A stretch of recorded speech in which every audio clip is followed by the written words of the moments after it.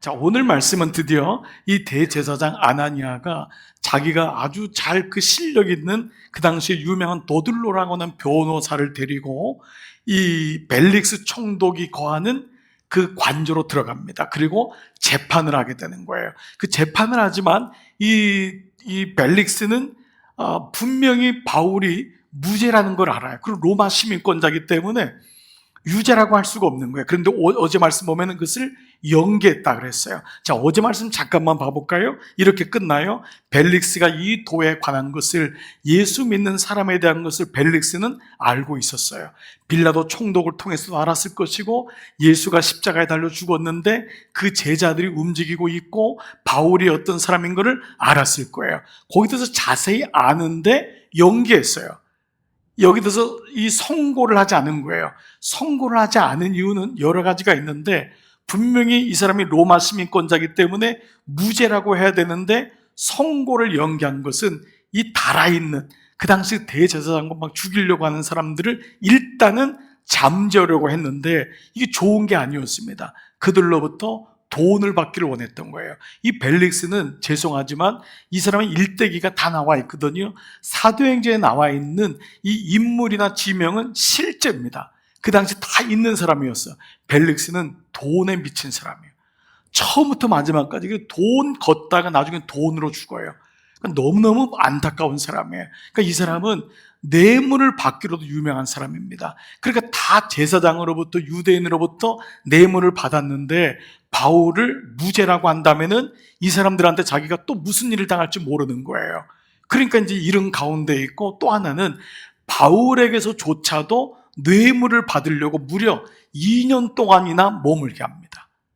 무죄라고 연고를 하면서 무죄인 줄 알면서도 판결을 안 내리는 거예요. 왜냐하면 바울에게서도 돈을 얻으려고 하는 사람이 이 사람이었던 거예요. 자, 이런 가운데 오늘 그의 이름이 행복이라고 했는데 사실은 욕망에 가깝습니다. 놀랍게도 하나님은 이런 사람에게 기회를 주셨어요. 바울을 통해서 하나님의 말씀을 듣게 합니다. 복음을 듣게 했던 거예요. 자, 오늘 본문의 첫 장면입니다. 같이 한번 읽겠습니다. 시작. 수일 후에 벨릭스가 그 아내 유대 여자 드루실라와 함께 와서 바울을 불러 그리스도 예수 믿는 도를 듣거늘. 바울이 뭐에 대해서요? 의와 절제와 장차 올 심판을 강론하니, 강론이란 건 아주 설명했다는 거예요. 자세하게 풀어준 거예요. 이런 기회를 받은 거예요. 자, 놀랍게도 여러분, 이 벨릭스는 은혜를 얻을 수 있는, 구원을 받을 수 있는 기회를 받았어요. 그것도 당시의 최고의 이 하나님의 사람이었던 바울을 통해서 이런 시간을 가진 거죠. 자, 그런데 여기 나오는 의와 절제와 장차 올 심판은 오늘 설교 제목인 것처럼 복음에 들어있는 세 가지 단어입니다. 모든 성서학자들은 이 세 가지 단어가 복음을 드러낸다, 나타낸다고 얘기해요. 자, 이 말은 오늘 여러분들이 혹시 예수를 믿지만 목사님 사실 잘 복음이 뭔지 모릅니다, 성경은 읽지만은 잘 모릅니다, 이런 분이 있을 수 있습니다. 괜찮습니다. 오늘 이 세 단어를 여러분들이 명확히만 이해한다면 성경이 들리고 보일 수 있는 기회가 됩니다. 그리고 여러분이 이미 알고 있는 분은 좀 더 여러분의 체크업하면서 그 말씀을 강화시키면 좋을 것 같아요. 특별히 벨릭스에게 들렸던 이 세 단어는 벨릭스의 삶을 그대로 보여주는 것이에요. 그는 첫 번째 자기 의로 살았던 사람이에요. 그의 의의 기준은 돈이었어요. 돈이 모든 것을 결정해요. 그의 행복과 성공의 기준은 돈이었어요. 그래서 오죽하면 이 역사학자들이 돈에 미친 사람, 그 돈에 깔려 죽은 사람, 이런 별명을 가질 정도로 벨릭스는 불행한 사람이었습니다. 절제란 단어는 앞으로 공부하겠지만 벨릭스에게 아내가 나오지만 이 아내는 원래 아내가 아닙니다. 벨릭스는 아내가 굉장히 많았어요.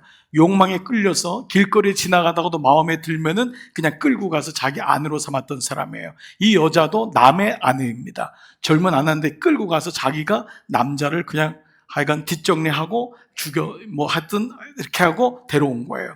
그래서 살고 있는 여자가 이 여자입니다. 그러니까 절제라는 단어가 벨릭스에게 안 들렸겠죠. 세 번째, 장차 올 심판. 그러니까 바울이 얘기했겠죠. 당신이 이렇게 살면은 어떻게 할 거냐.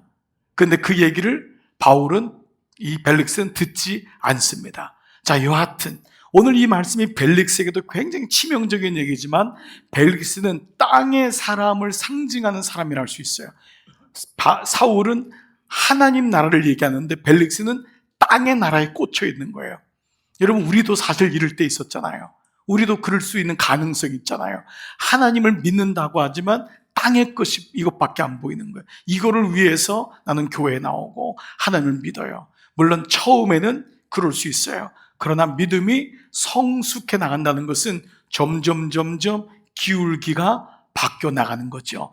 땅의 나라에서 하나님 나라로 기울기가 바뀌어 나가는 거죠. 자, 이제 이런 맥락에서 오늘 세 가지를 말씀을 나눠볼게요. 복음 안에 담긴 세 가지 단어. 자, 첫 번째가 뭐였죠? 의. 여러분 성경에 동그라미 의입니다. 이 의는 당연히 하나님 의의 준말입니다. 하나님 의. 복음에는 하나님의 의가 나타나 있다. 로마서 1장 17절 너무너무 중요한 말씀인데요. 여기 명확히 이렇게 말씀해요. 복음에는 뭐가 나타났다고요? 하나님의 의가 나타났어. 보통 하나님의 의라는 말로 얘기할 때 하나님의 기준, 하나님의 축 이런 말 씁니다. 캐논, 그러니까 성경으로부터는 캐논, 스탠다드, 기준이 뭐냔 말이에요. 하나님이 모든 사람을 사랑하지만 당신의 나라로 들어오는 것은 기준이 있습니다. 여러분, 제가 세상에 있는 사람들을 미워한다고 할 것 없잖아요. 모든 사람에 대해서 저는 똑같이 생각합니다. 그러나 저희 집에는 아무나 데리고 들어오지 않죠. 여러분 마찬가지 아닙니까? 그렇습니다. 하나님께 하나님의 의의 기준이 있는 거예요. 구원의 기준이 있는 거예요. 그런데 다시 한번 로마서 봐보세요. 하나님의 복음에는 하나님의 의가 나타났다고 했죠. 복음에는. 그러면 구약에는 하나님의 의에 대해서 설명한 거예요. 아브라함을 의롭게 여기사 아브라함과 이삭과 야곱과 구약의 인물들을 통해 하나님의 의의 그림자를 보여준 거예요. 하나님의 기준이 있다. 이것이 신약에 오면서 예수 그리스도 당신의 아들을 이 땅에 보내심으로 하나님의 의를 드러내게 하신 거예요. 나타나게 한 거예요. 이것이 구약과 신약의 차이인 거예요. 모든 구약과 신약은 언약에 대한 말씀인데 구약은 그 언약에 대한 그림자가 있고 신약은 그 언약이 실체가 드러난 거예요. 바로 의는 하나님의 의이고 하나님의 의는 바로 예수 그리스도를 의미하고 있다는 말씀이죠. 저는 목회하면서 한동안 저도 초창기에 성숙하지 못할 때 교인들에게 말씀을 준 적이 없어요. 말씀 묵상하는지 물어본 적도 없어요. 지금 생각하면 너무 미안해요. 너무 미안해요. 목사가 미숙하니까 그때 교인들이 왔던 그 사람들이 지금 과연 천국에 갔을까? 확신도 없어요. 왜냐하면 그분들에게 말씀을 가르친 적이 없어요. 말씀을 묵상하게 안 했어요. 그냥 교회만 나왔다가 가게 했어요. 근데 어느 날 이 말씀을 보면서 믿음이라는 것은 바로 말씀을 믿는 거예요.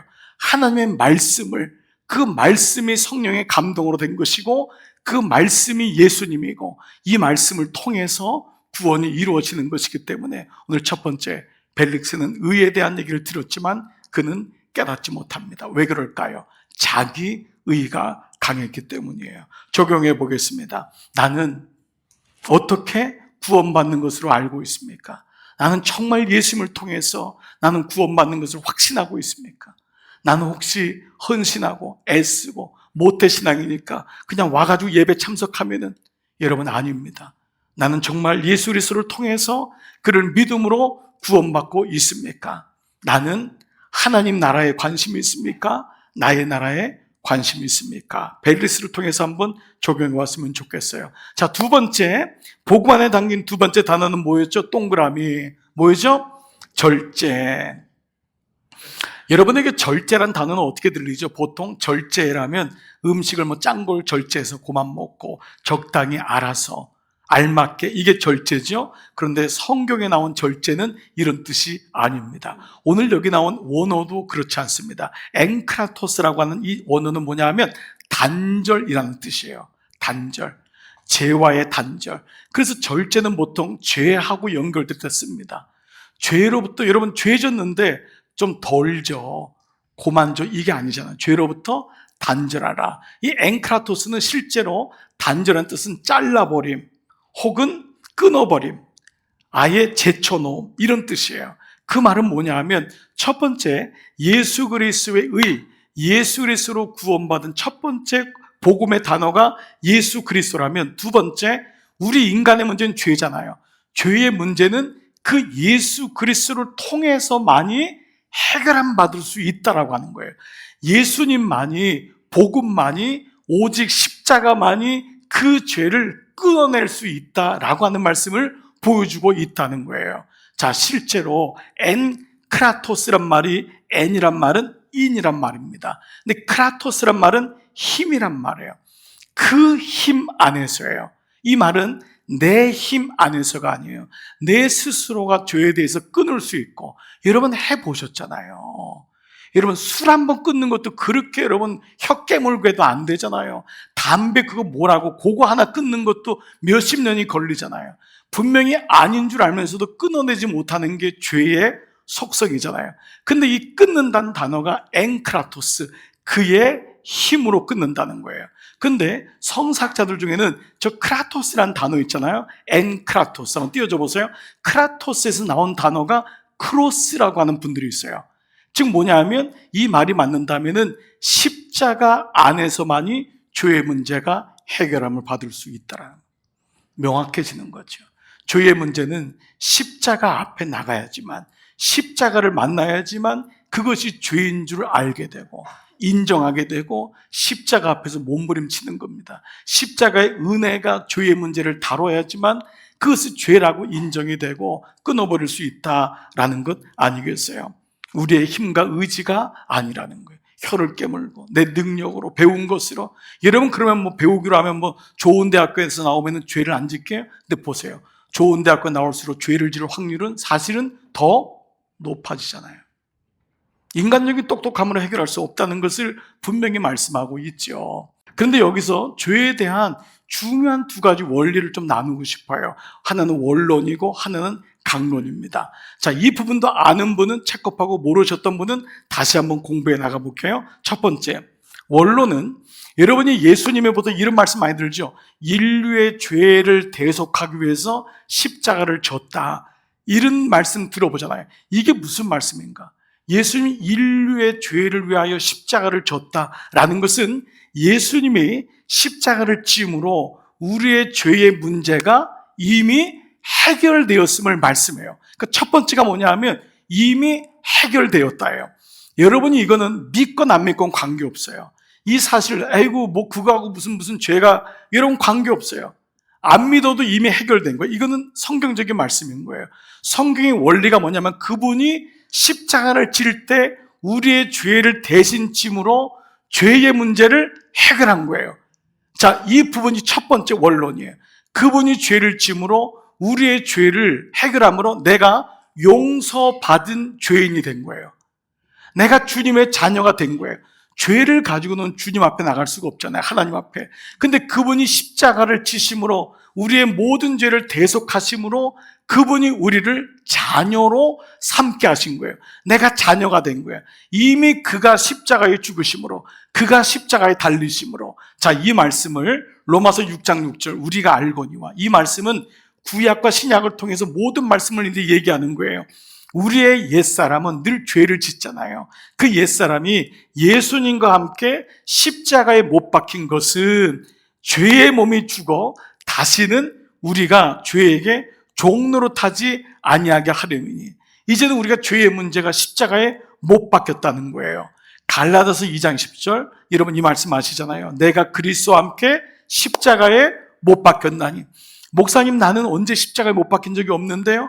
그렇지 않아요. 예수님이 십자가에 못 박힘으로 그가 내가 그리스도와 함께 십자가에 못 박히게 된 거예요. 그래서 이제는 내가 산 것이 아니로 내 안에 그리스도께서 사시는 역사가 이루어지는 거예요. 이게 죄에 대한 원론인 거예요.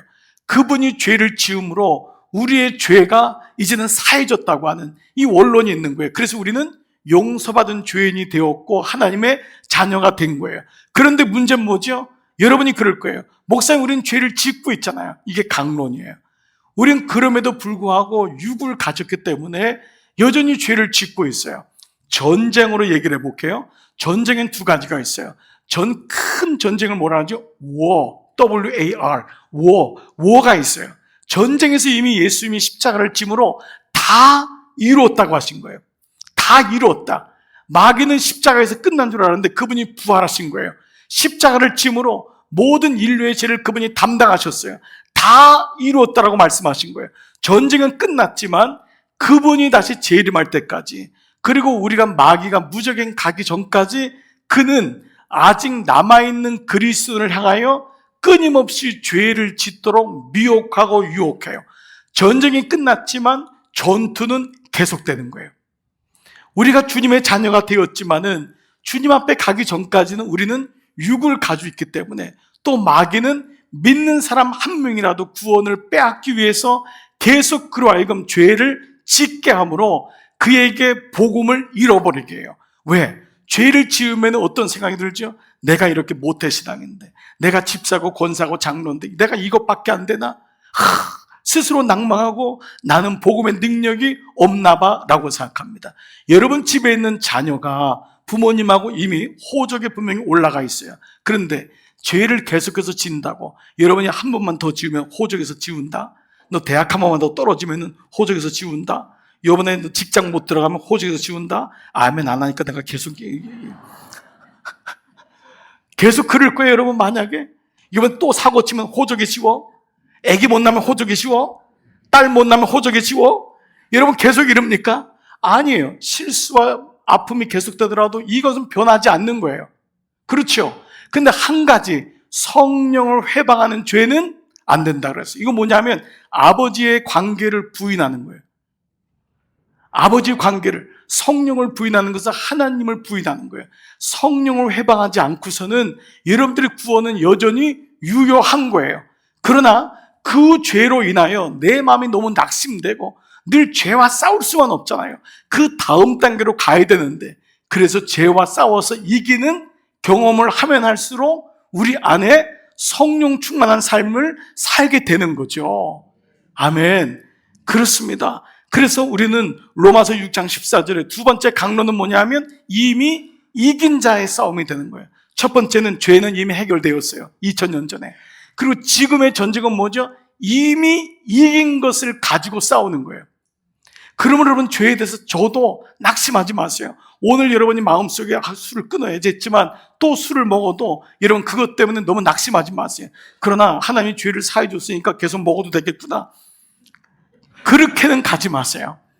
그러나 여러분 그 사람이 십자가 앞에 나오는 거예요. 오늘처럼 여러분처럼 예배 나오니까 우리는 죄와 싸울 수 있는 능력을 말씀을 통해 다시 받는 거예요. 아멘. 그러니까 우리는 죄에 대해서 인식하게 되고, 아니구나. 여러분 이미 뭐예요? 이긴 자의 싸움을 싸우고 있는 거예요. 그래서 6장 14절 로마서 죄가 너희를 주장하지 못하는, 이거 뭐냐면 죄가 너희를 끌고 간다는 거예요. 못하는 거. 왜? 우리는 이제는 법 아래 있지 않고 하나님의 은혜 아래 있기 때문에 나는 은혜를 받은 자다, 하나님의 자녀다라는 것이 있는 거죠. 복음 안에 들어있는 두 번째 단어 절제, 이것은 죄의 단절을 의미하고 오직 십자가의 능력으로만이 가능하며 우리는 이를 통하여 영적 전쟁을 하는 믿음의 그리스도인이 되는 것이죠. 세 번째 단어, 우리를 살리는 복음 안에 들어있는 세 번째 단어는 바로 장차 올 심판, 동그라미. 장차 올 심판은 이 땅이 전부가 아님을 알고 있는 것입니다. 여러분 모든 사람들이 그걸 안다고 생각하지만 알지 않습니다. 의외로 천년 만년 살 것 같이 살아가는 사람이 많습니다. 그런데 복음에 들어오니까 주님이 알파요 오메가라는 것이 말씀으로 들어오는 거예요. 끝이 있구나. 끝이 있구나. 이 땅이 영원한 게 아니구나. 그리고 이 땅이 진짜가 아니구나. 여러분 이 땅이 진짜라면은 여러분 왜 어떤 사람은 젊었을 때 이 땅을 떠나야 되고 어떤 사람은 그렇게 병 속에 살아야 돼요. 이 땅이 전부라면 소망이 없잖아요. 근데 아직도 세상 사람들은 뭐죠? 이 땅이 전부라는 거예요. 죽으면 땡이지. 그건 아주 거짓입니다. 그래서 오늘 세 번째 뭐냐 하면 벨릭스에게 장차 올 심판을 당신은 아느냐. 얼마나 두려웠겠어요. 그러나 하나님을 아는 사람에게는 장차 올 심판이 아니라 진짜 감사한 시간이죠. 그 고난을 통과하고 믿음을 지켰을 때, 우리가 그 나라 갔을 때 얼마나 감사하겠어요. 그러니까 오늘 이 말씀 뭐냐면 사실은 벨릭스에게는 최후의 경고가 되는 것입니다. 최후의 경고. 오늘 우리에게 이런 메시지가 들려야 됩니다. 주님의 말씀이 여러분 구원에 대한 메시지가 물론 많겠죠.